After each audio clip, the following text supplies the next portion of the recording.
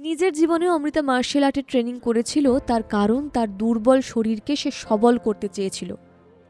কিন্তু হিয়া তো আদতেই তেমন দুর্বল নয়, সে যথেষ্ট শক্ত সমর্থ। তাই তার মার্শাল আর্ট ট্রেনিং করার কী বা প্রয়োজন? ব্যঙ্গের সুরে ধনঞ্জয় সামন্ত বললেন, তাহলে দেখা যাচ্ছে অমৃতা ব্যানার্জিও আদতে একজন দুর্বল মা, যে নিজের সন্তানের শরীরে একটা আঁচড় পর্যন্ত লাগতে দিতে চায় না। তবে কি জানো তো, তোমার জায়গায় তোমার মা যদি এখানে থাকতো, তাহলে সে অবশ্যই হিয়াকে লড়াইয়ের ময়দানে নামার অনুমতি দিত। নিজেদের সন্তানদের আর কতকাল আঁচল চাপা দিয়ে রাখবে তোমরা? বিহ্বল চোখে অমৃতা তাকিয়েছিল ধনঞ্জয় স্যারের দিকে। এবার এগিয়ে এসে ধনঞ্জয় স্যারের হাত দুটো চেপে ধরে বলল, স্যার, আপনি আমার মাকে কিভাবে চিনলেন? আপনি কি আমার মা সম্পর্কে কিছু জানেন? প্লিজ বলুন আমাকে। ধনঞ্জয় স্যার গভীর দৃষ্টিতে তাকিয়ে থাকেন অমৃতার দিকে। তোমার মা, তিনি একজন সত্যিকারের যোদ্ধা ছিলেন। এটা সেই সময়ের কথা যখন আমি আমার মার্শাল আর্ট নিয়ে সবে কাজ শুরু করেছি। সেই সময় আমার একজন সঙ্গীর প্রয়োজন ছিল, যে আমাকে আমার এই কাজে সাহায্য করতে পারবে। তখনই আমার তোমার মায়ের সঙ্গে আলাপ হয়। তোমার মাকে দেখে আমি বুঝতে পারি তার মধ্যে এমন ট্যালেন্ট আছে যা তাকে বিশ্বের দরবারে নিয়ে যেতে পারে।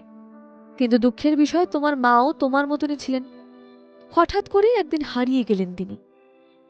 তার যে কি হলো কেউ জানতেও পারল না। তারপর হঠাৎ করেই 2 বছর পর তোমার মা আমার কাছে এলো।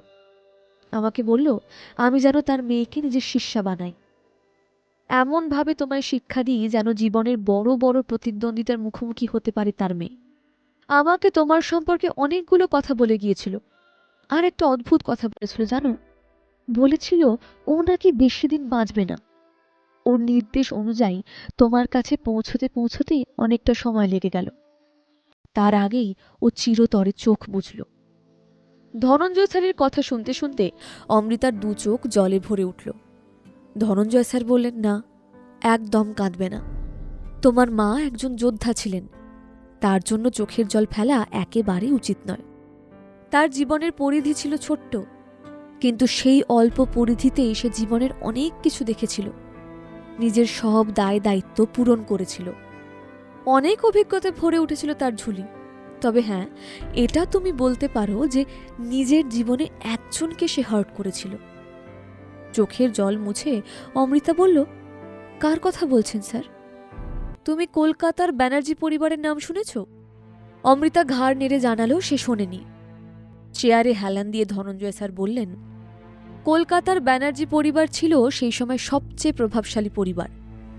ব্যানার্জি ইন্ডাস্ট্রিজ তখন এতখানি রমরমিয়ে চলছে যে তার ধারে কাছে কেউ দাঁড়াতে পারছে না, এমনকি রায়চৌধুরী ইন্ডাস্ট্রিজও নয়।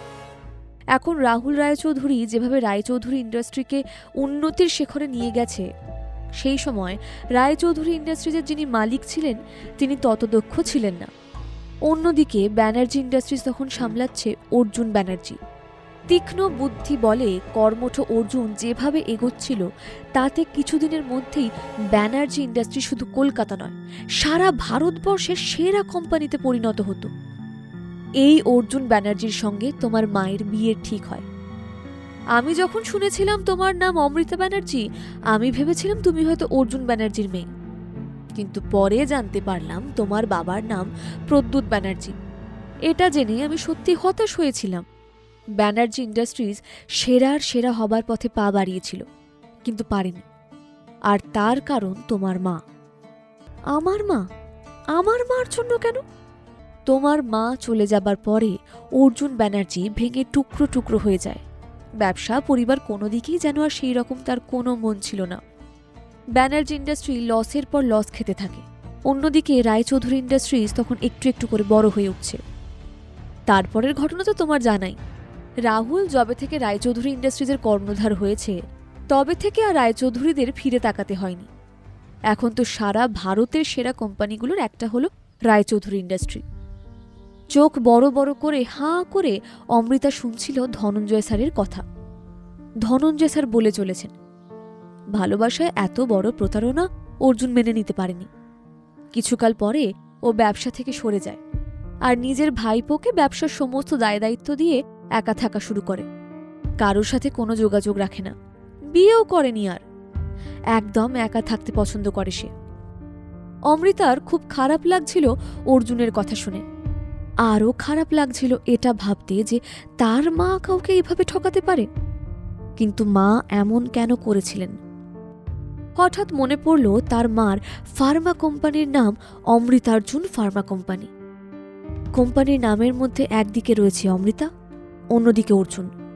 তার মায়ের সবচেয়ে কাছের ভালোবাসার দুটি মানুষের নাম। কিন্তু মা যদি অর্জুন ব্যানার্জিকে এতই ভালোবাসত, তাহলে তাকে বিয়ে করল না কেন? কেন চলে গেল কিছু না বলে? সবটাই যেন রহস্য। ধনঞ্জয় স্যার দীর্ঘশ্বাস ফেলে বলেন, তুমি বসো, আমি দেখে আসি বাচ্চা দুটো কি করছে। ধনঞ্জয় স্যার চলে যাওয়ার কিছুক্ষণ পর হঠাৎ চমক ভাঙে অমৃতার। মনে হয় ধনঞ্জয় স্যার কি বলে গেলেন? দুটো বাচ্চার কথা। একজন তো হিয়া, অন্য বাচ্চাটাকে। অমৃতা উঠে দাঁড়ায়, পায়ে পায়ে এগিয়ে যায় অফিস ঘরের দিকে। তার মনে তখন প্রশ্নের পাহাড়। কেন তার মা এমন করেছিলেন?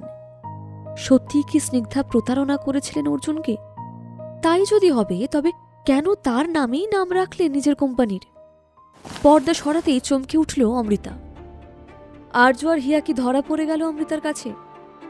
কি জবাব দেবে ধনঞ্জয় স্যার অমৃতাকে? আজই ডাউনলোড করুন পকেট এফএম এর অ্যাপটি আর শুনতে থাকুন এক যে ছিল কন্যা। লিঙ্কটি রয়েছে ডেসক্রিপশনে।